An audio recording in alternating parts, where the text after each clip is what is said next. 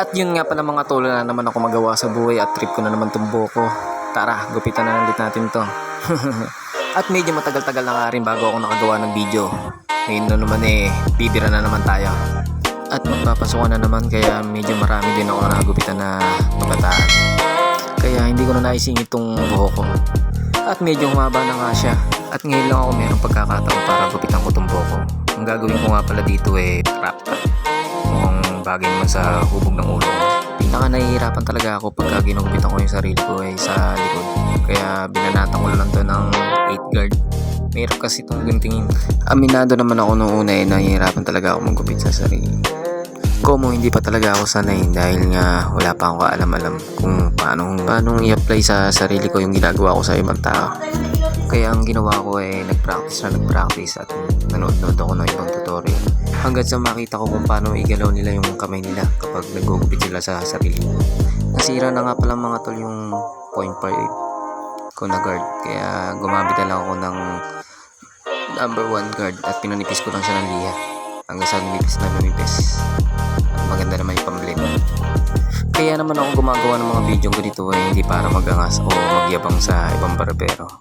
Sadyang nakakawala lang talaga ng pagod na nakakatanggal stress to.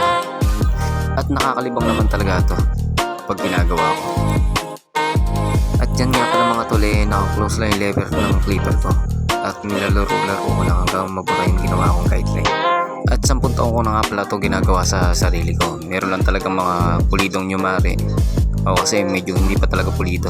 Kahit ang tagal ko na nang ginagawa. At kaya ini-enjoy ko na lang talaga ito. At nakakamenos pa ako. Hindi pinigupit. At ayan nga, dahan-dahan na nawawala yung guide na ginawa ko. Unti-unti na siya nabubura-bura. At medyo nga pala madilim dyan sa pwesto ko na yan, kaya gumamit pa ako ng isang salamin. At ginamit ko ulit yung number 1 guard na pinanipis ko para tuluyan na mag-blend yung nasa likod ko at sa magkabilang tagliran ng ulo ko.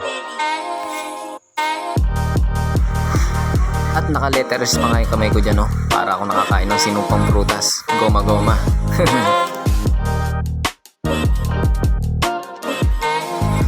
At parang okay na nga to. Yun At sinuklay ko na nga pala yung buhok para ma-depict na natin to.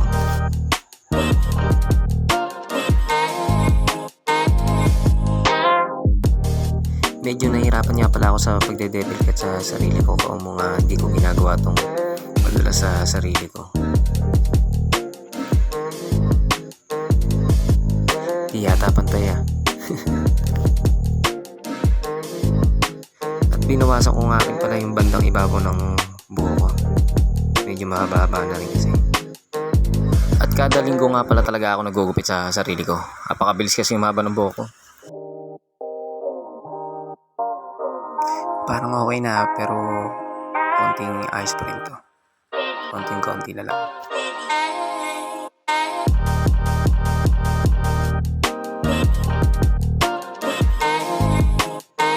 Textured ba yung tawag nila sa pamamaraan nito? Hindi ko kasi alam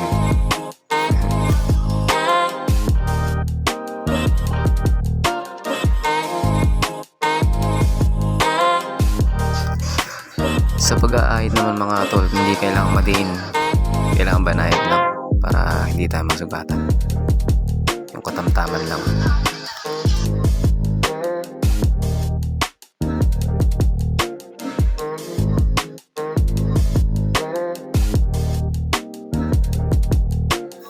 Yun, okay.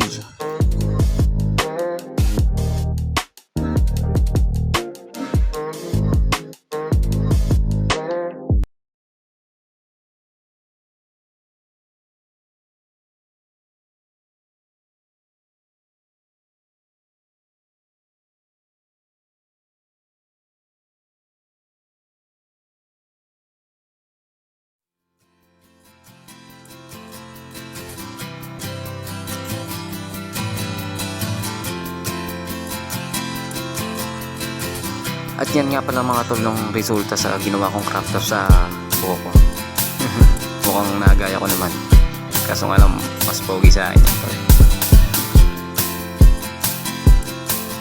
At marami nga palang salamat sa panonood nyo. Lagi natin tandaan na hindi tayo nabubuhay para sa sarili lang.